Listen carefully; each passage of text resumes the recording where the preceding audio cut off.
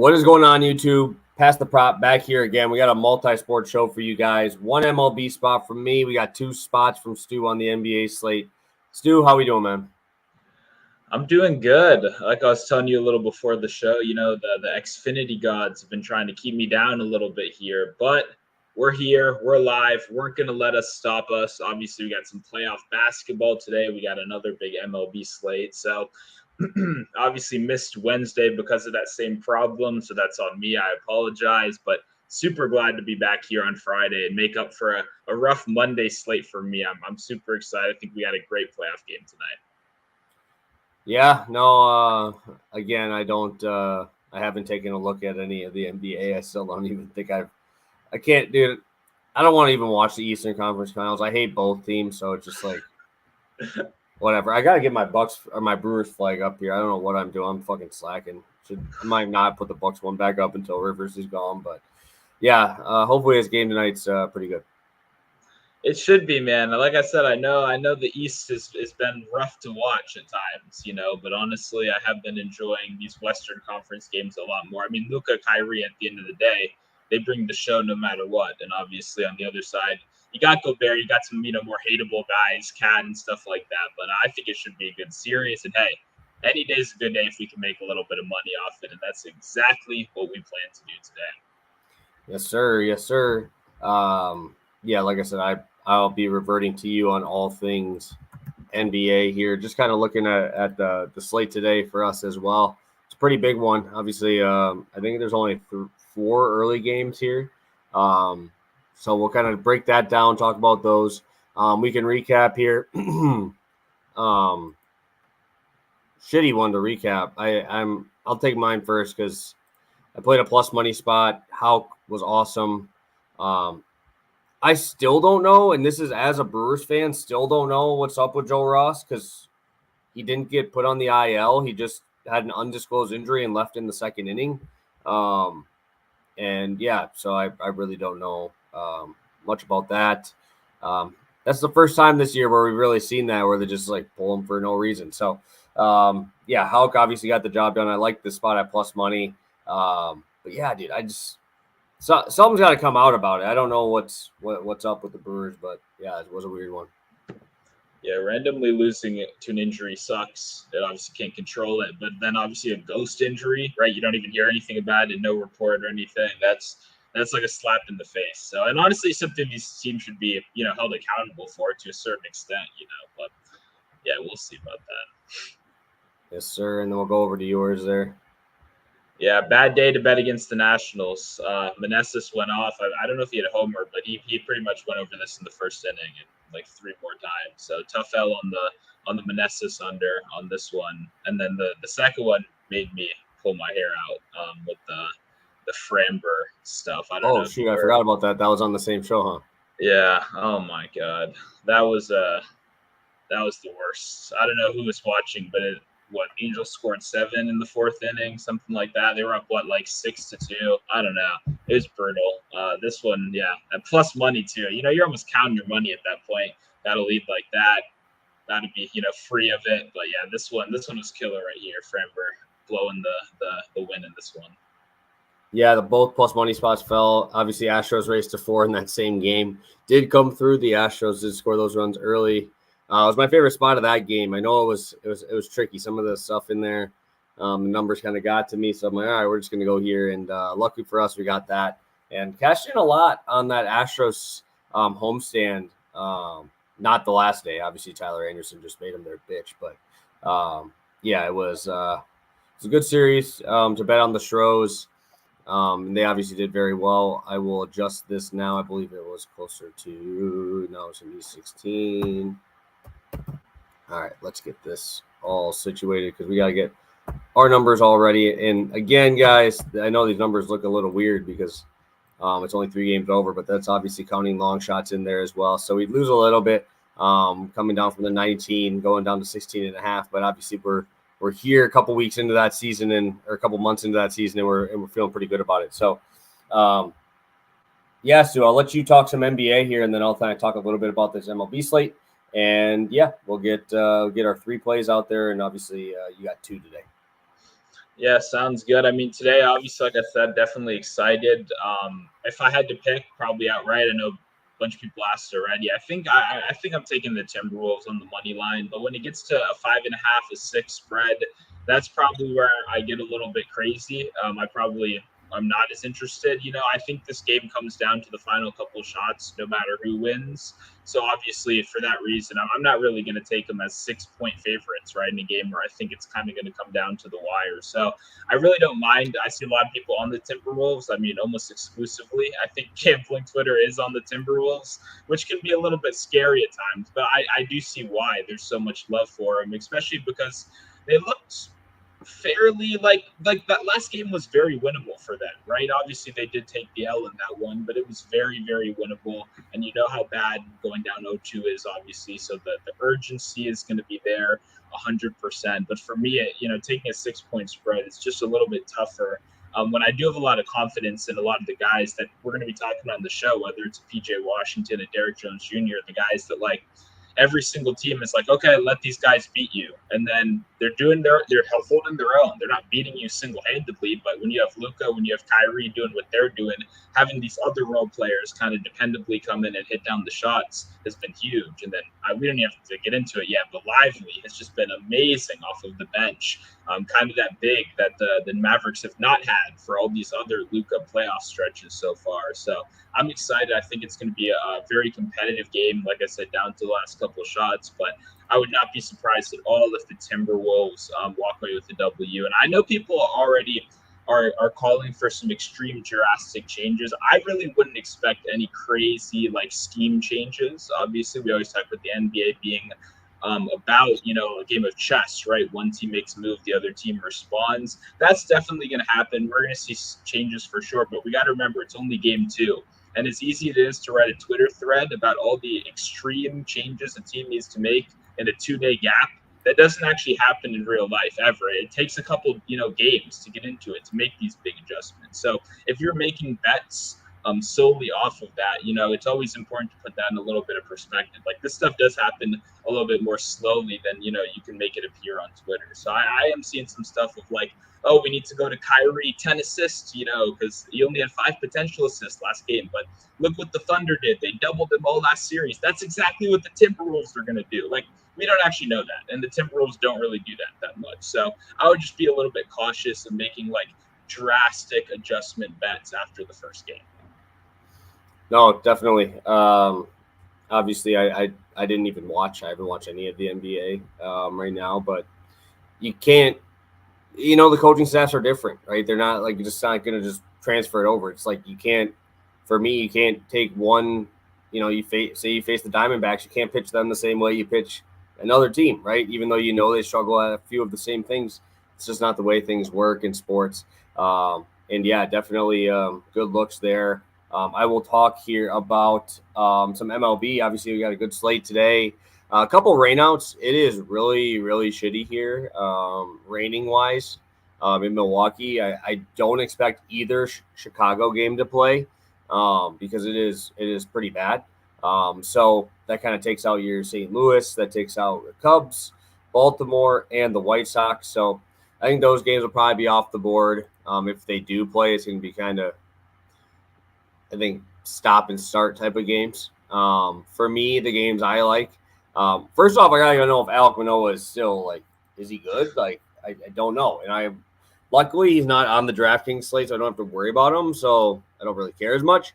But I am interested in the late night game, Yankees, San Diego. I think that's going to be a fun one. Obviously, San Diego is kind of cooking right now. So are the Yankees. So I think we could see Yu Darvish get absolutely lit up. I think we see Rodon get absolutely lit up. That 7.5 total is just calling my name, but it's juiced to the under. And obviously Vegas makes the money for some reason. It makes those lines for some reason. So that one I want to watch.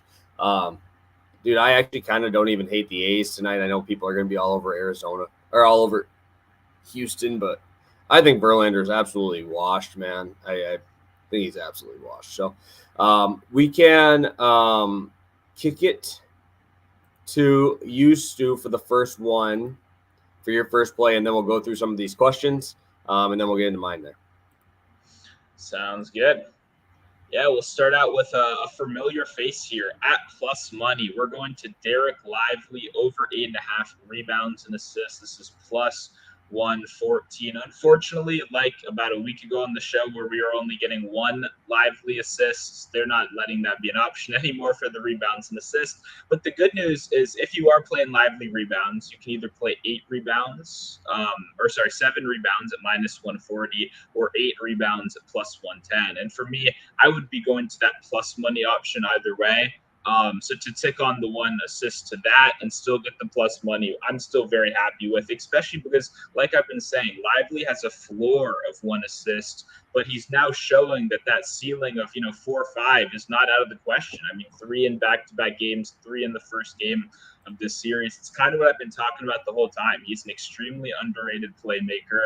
I really don't know why it was even available as just 0.5 for all these days. DraftKings finally put it up last game for the first time, and they have not put it up for the second game at assist alone. There's a reason for that. I mean, I don't know why the broader public hasn't caught on yet. But I'm still going to keep beating the drum that obviously the rebounding, the dunks, that's what we see and stuff. But the short roll playmaking, how they're trusting him when Kyrie and Luka are really being aggressively defended on these screens. They're letting him make decisions. And it's been very apparent since day one. And that's why he's going to continue to close over Gafford. He's going to continue to play big minutes over Gafford. That was just game 1 of the series, already surpassed him. The plus minus was the exact same it was last series, which is Lively burying him. And now we're talking about a rebounds and assist number that he's gone over in 3 straight games on rebounds alone, right? I mean, it's just a disrespectful number.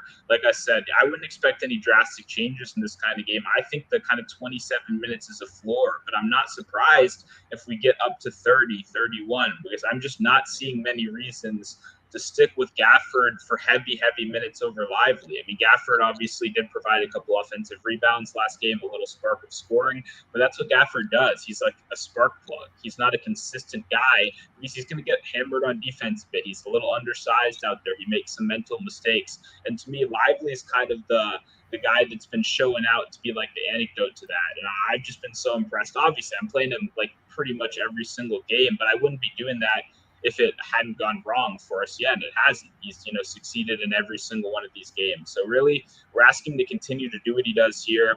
The offensive rebounds have been huge. I saw someone ask in the chat about Gobert boards. Obviously, that's a tougher threat and something I was more scared than the OKC series, which is why I played him a little bit lower last game. But the thing about Gobert is he will be down there, like you said, obviously all those contested rebounds.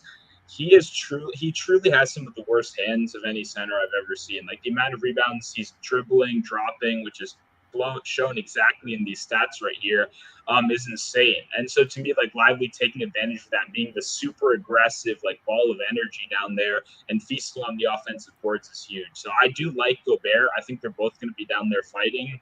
But to play him at kind of what is the number at right now? 11.5, I believe, is not, something I'm running to the door to do just because he's so consistent in that kind of 10 plus range. But those like little, things where he's getting the ball strip, where he's not making clean rebounds and stuff like that, like every single one of those matters. And it's honestly why I like a guy like Lively so much. I think he can take advantage on the other side. So once again, plus 114 over on DraftKings. I really don't think that should be the price right now. I think it probably minus 115, minus 120 is probably what we close at. So definitely going to keep taking advantage of these Lively lines. I like the rebounds, but for me, it's always going to be the assist to it. If any of these books let me parlay one assist again, it would be over for him right now. But no one's really letting you do that just because I believe ESPN Bet is the only one right now. No FanDuel, no DraftKings, no BetMGM. So if you do have ESPN Bet, Lively one assists, you can pair that with all kinds of stuff, which I'll talk about a little bit later in the show. But definitely love going back to Lively here. Yeah, obviously he's made money for the show already. Hopefully you guys have been tailing those. Obviously, Lively has been good to us there. And yeah, I think we'll leave. We got some people in the chat. We'll take a look at some of these questions. So I guess I can take this one. I know you guys don't give out 2-team moneyline parlays. What do you think about KC, Arizona? I do like Arizona a lot today. I do think that is the the safer one of those. I don't know if I want to parlay Kansas City at minus 110. Why wouldn't I just play them? I mean, I'd do Arizona Dodgers before I do that. I feel like that one would be a little more safe. Maybe Arizona Twins, which I'm going to talk about here in a second. But I don't like parlaying MLB. There's so much variance that feel good about hitting a minus 110, right? Feel good about that because that's hard to do already. There's a lot of variables that go on into MLB here, and I don't know if I want to make two of them happen to cash out. Flan Fam in here as always. Team totals that I love today. Hugh talking about Philly, Houston, LA, and Baltimore. Baltimore I don't expect to play. I don't like betting teams first game of Coors. I do not like doing those, especially with Philly coming off of the last game of their homestand, taking a quick flight out and having to play out there. I do not like that. Houston, I only bet at home, and I mean, the Dodgers absolutely ruined my night 2 days ago when they got absolutely shut out. So I do not like the Dodgers, but I would take out of all those, I would take the Dodgers as my favorite one. Okay. I like that the game by game right there, but I was curious about the first one with the KC and the Rays because my whole timeline, I mean, Lugo is everywhere with what he's been doing. Like, are we buying the hype? Like, is he the best pitcher of all time? Because when did that happen? And like, is this going to continue? I guess is what I'm trying to ask you right now. Because like you said, minus 115 against the Rays right now. I mean, he's been lights out this year. Yeah, no, I agree. In Tampa, dude, it's so hard to see, and Willie Adames talked about that, and it's just like, it's hard for these guys to hit there, dude. And I think that obviously will help lean towards Lugo, but I don't know. I think Tampa Bay's got such a deeper staff. And with Armstrong starting this, I don't expect him to go more than 3 or 4 innings. So you're going to get to mess around with the Rays pen for 6 innings. Does not sound like a fun day going into that. So I will, like I said, I will be out of parlays. I do not parlay MLB unless it's like props. But yeah, I think that definitely Dodgers number 1, Houston and Philly tied for 2, quite a bit lower than that. I love the Dodgers today. Sounds good. All right, I can take away my only play of the slate here. I have this one for you guys here. I'm going to go Twins first 7, team total over 3.5, minus 115. You're talking about buying hype on Mr. Seth Lugo. I am not buying the hype on Jose Urena. I do not think he is good. I think he's so garbage.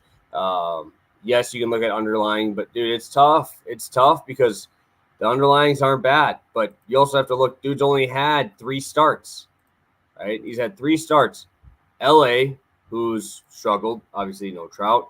Then you get Colorado and Oakland, right? I mean, like those are like we were just talking about it being the toilet bowl in that series. Like those are the 2 worst teams. Those are his 3 starts, right? So I don't believe that he's just deciding he's good now. I don't buy that. Second, when you come in as a reliever, you throw a little bit harder, right? You got a little bit more hype behind you here. All of his pitches this year are up in terms of velo outside of his changeup. Obviously, most of that being as a reliever. Twins, I hate the Twins. I absolutely despise the Twins. I will never bet on them usually, but man, this is a really nice price with the Texas Rangers having the worst bullpen ERA in the MLB right now.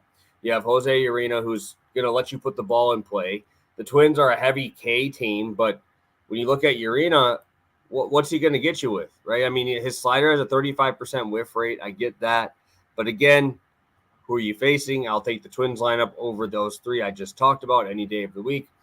They're a heavy platoon team as well. A lot of lefties going to be in this lineup. So far this year, he's been able to nullify them a little bit, but now we should see him on the road where obviously he's significantly worse, over 100 points better at home than he is on the road. 5.40 ERA, two homers in his 18 innings here. But my issue is just the walks. He's still got such a high walk rate, especially on the road so far this year. 8.5% walk rate. His xFIP is almost 5.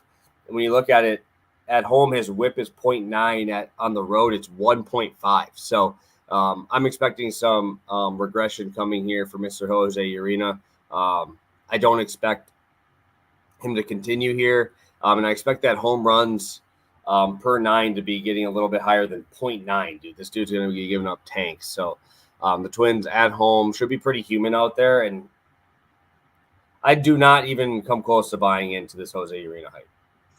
Funnily enough, I only have two bets in related to MLB today, and Urena no win is one that I parlayed with Lively 1 assist earlier.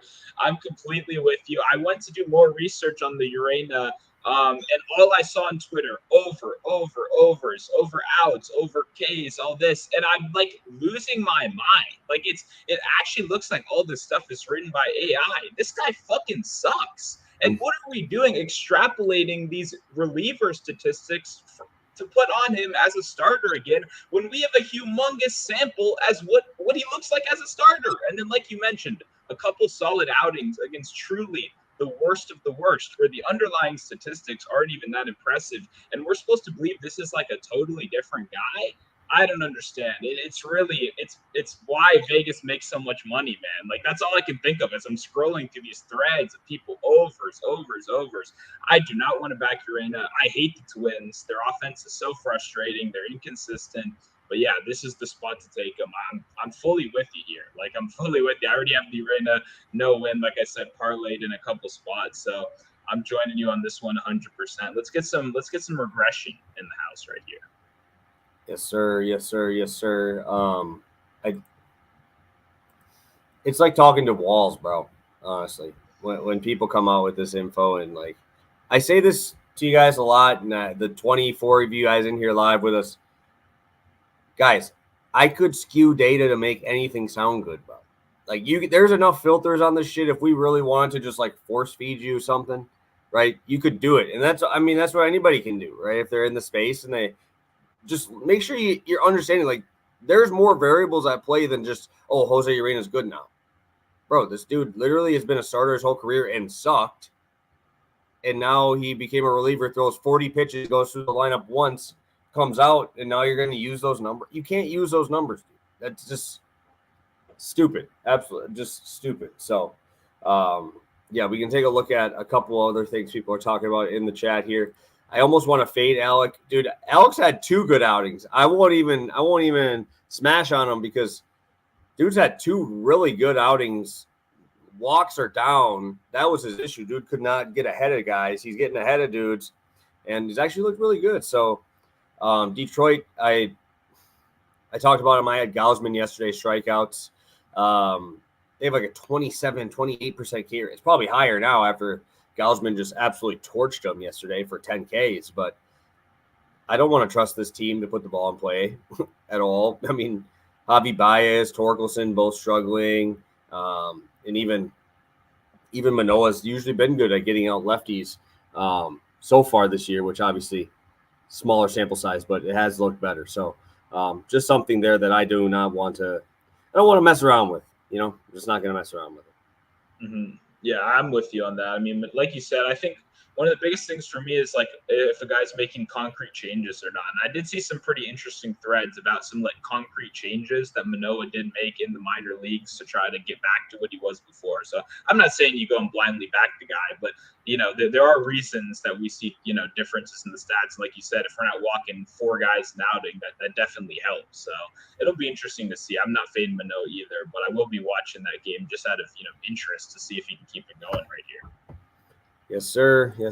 I think this is a better one. I do like this, but Baltimore is not going to play today. I do not see them playing. It was. I walked outside a little bit for about 5 minutes. It was fucking pouring, dude, and it's going straight down, going right in through Chicago, and I don't think it's going to stop. So, do not expect that.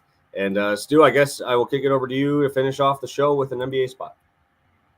Sounds good. We're going to another same game parlay, this time on DraftKings. We got PJ Washington to knock down 2 threes, Anthony Edwards 5 rebounds, -125. Like I said, my idea would have been Lively to get the correlation with the assists right here, but Edwards 5 rebounds also sneakily has some correlation. If you look at last game, double-double with the rebounds. He had 15 rebound chances in that game. Why did he have 15 rebound chances? Well, the Mavs were taking a shit ton of threes. What was his average rebound distance? It was 8.1. He was way away from the rim. All of this was based on kind of the defensive scheme and the defensive philosophy, which I don't really see it changing that much. And PJ Washington on the other side is an exact reason. So obviously had a great rebounding game. He's averaging 6 rebounds over the course of the playoffs. He's playing 40 freaking minutes a game. For me, obviously, rebounds in general is not something I play that much during the regular season, but I have been playing more during the postseason, especially with these alt lines, because you can guarantee a safer floor when you got the star player out there guaranteed in a 40-minute role, right? Especially when there's so many switches and stuff on defense. I don't expect him to be on Kyrie quite as much as he was last game.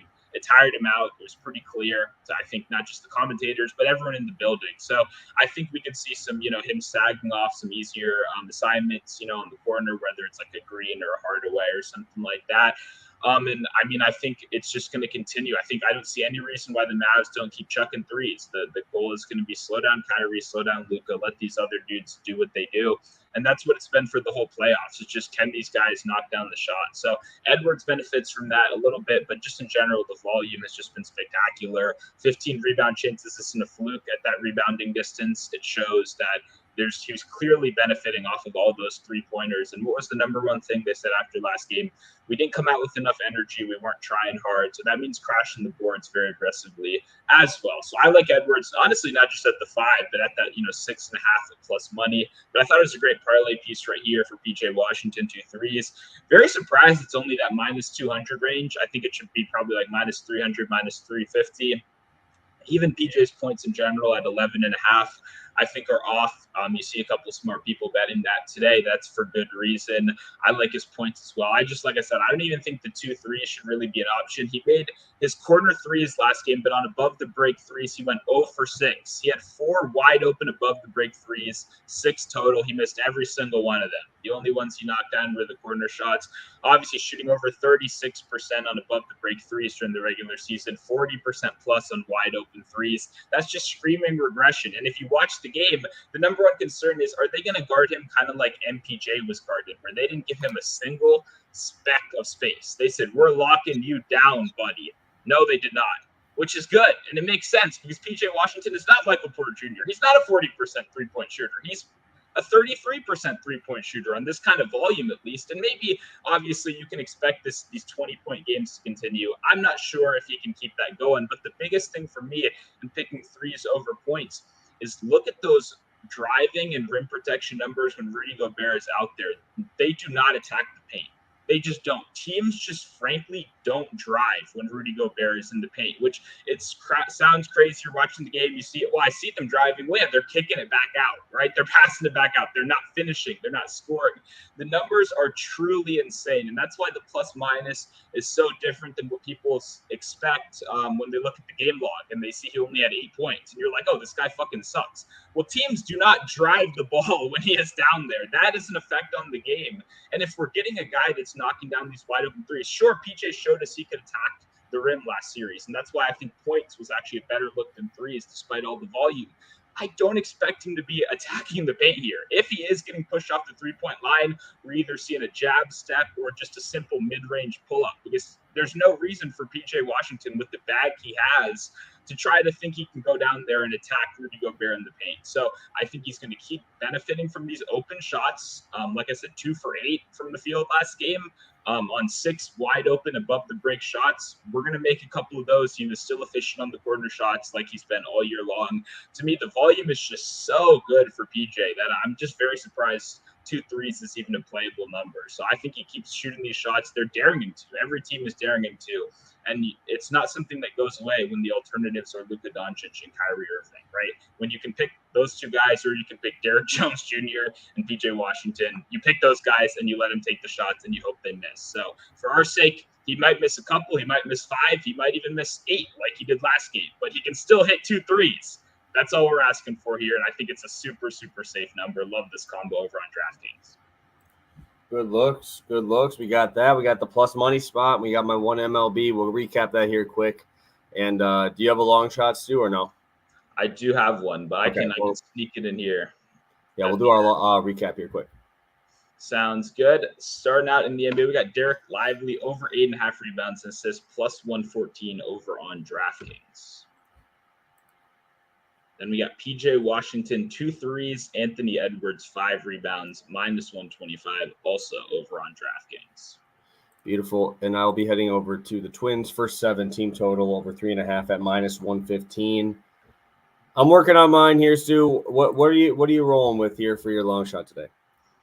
I got Nikhil Walker-Alexander to knock down 3 threes. You can just put N-A-W. Sorry, Nikhil Alexander Walker. Yeah. You can just put N-A-W right there to knock down 3 threes at plus 400. That's what we're rolling with for the long shot. I played him very aggressively last game, and I lost. That happens sometimes. And it was kind of what I was saying at the beginning, where I was maybe expecting some more drastic transitions with obviously him guarding Kyrie. I didn't think Edwards on Kyrie was a good idea, and that was kind of shown last game. But even in his limited workload, he did exactly what he did at the beginning of last series, which is he came out chucking. Like he full green light. He came out chucking. And I don't see why that's the missing component here isn't the volume. It's not the opportunity. It's not the looks. At the end of the day, you got to make the shot. And he hasn't been making shots. And that's what's limiting him right now. So sure, you can go out and you can play great defense. But if you're not making the shots, you're not going to stay on the court. And he's not making the shots. The reason I'm betting this is because if he goes out there and he makes his first 3 and he still has that aggressive mindset, I think the minutes are going to increase. But even if they don't, I think he's going to continue to be super aggressive in his limited workload. Teams are daring him to shoot. It's the same thing on the other side. Would you rather Anthony Edwards? Would you rather Karl Anthony Towns? Or would you rather Alexander Walker on the outside? That's who they're picking, right? And it makes sense. But we've seen the volume. It stayed so consistent throughout the whole playoffs that I'm just asking him to get hot in one of these games. We just need him to knock down a couple shots and see the ball go in. Because that's, like I said, that's really the only component missing so far is he's just frankly not making the look. So not going to say that's automatically going to change, but for me, it's just a great regression spot. He was plus 110 for 2 threes last game and plus 300 here. Now it's 150 and 400. I think they kind of overreacted. He missed some shots, but he came out aggressive as well. So the role is still there. I'm going to keep back in Alexander Walker as one of the better role players in the series. Nice. All right. I am going to roll with a different type of combo here. I'm going to go combo of Shohei Ohtani 2 RBIs, and I'm going to go with the Guardians first 5 under 3.5. I think if they give you the options, I know they do on some of these bigger slates, lowest scoring game, I think I would take the Guardians Angels. I think that would be my favorite. Dude, I don't like this Guardians lineup right now with the injuries. Obviously, my boy David Fry, dude, I'm telling you right now, that dude is fucking raking. But with these lefties, bro, do I really want to mess around with, you got the Naylor brothers both from the left side, right? Tyler Freeman has been dog shit at the top of this lineup. They're playing Estevan Florial, who is a highly regarded prospect like 8 years ago. But now you're going to have all those lefties. And yes, I understand. Yes, you have David Fry in the middle. You also have Jose Ramirez in the middle. I get it. But Sandoval has a 190 batting average versus lefties and a 190 slug. This dude has not allowed an extra base hit to any of the lefties that he has faced so far this year. This guy is elite against lefties. Fantastic stuff. But I don't expect the Angels to hit Logan Allen. He's looked really, really good as of late. And as long as Sandoval can get his walks in check, right? That's really the biggest issue. And when you look at it, so far this year, he's been way better at home in that aspect. 5% walk rate at home versus 11.5% on the road. I think that's very, very important. They're giving me like plus 130 for this. I think that's a good look. And obviously, I expect Logan Allen to continue to dominate as they head over to LA. Ohtani gets to head to Great American, man. And this Dodgers lineup is just Graham Ashcraft can't get out lefties. He used to be able to. I don't know what he's going to do. He's got a 7.47 ERA at home so far this year. Against lefties, he has a 500 slug allowed, 5 bombs already of his 29 hits allowed. There's just too much in this Dodgers lineup, and I'd rather take Ohtani right now over like Freeman and these guys. I think all of them do well. I do, but I think Ohtani is my favorite one just because obviously he can put it out there. So think this is a good spot. I always back David Fry. He's an old Brewer. I will not be betting anything Guardians related outside of an under today because I think that their lineup is so watered down that I will not touch it. Right, Stephen Kwan not being there. Andre Jimenez is your 2-hitter, lefty. Naylor, lefty. Other Naylor, lefty. Brett Pinocchio, whatever the fuck, Ranocchio, whatever the hell his name is, lefty. Like, come on, dude. Like, there's not. And you're just feeding into this, right? And I get they don't strike out, but a dude to have a sub 200 slugging percentage against is absurd. That is absurd. You just do not see that in modern day baseball. So I think that this had almost 8-1 odds is pretty appealing, and I like it. I think that the Dodgers are going to run it up today. Yeah, I like the look as well. Obviously, Ohtani against Ashcraft is a fun one. I don't know what his regular home run price is, but it's probably pretty dog shit. I'm imagining, I don't know, like lower than his 2 RBI price. Yeah, I would have to guess. They're insane with that. So I tried to bet it the other day, and it was 250 or so. And we know Ashcraft. I tried to be a fan of him like 2 years ago. He's still got something. Like he's got some good stuff. He just can never put it together, and the power is always there. And that's obviously what you're taking advantage of here. He just can't stop, giving up bombs. So hopefully Ohtani gets us a bomb tonight. Yes, sir. Yes, sir. Yeah, there's a lot of good pitchers on the slate. A lot of really dog shit pitchers. So. Thank you guys for tuning in. Stu, you got anything for the people before we head out?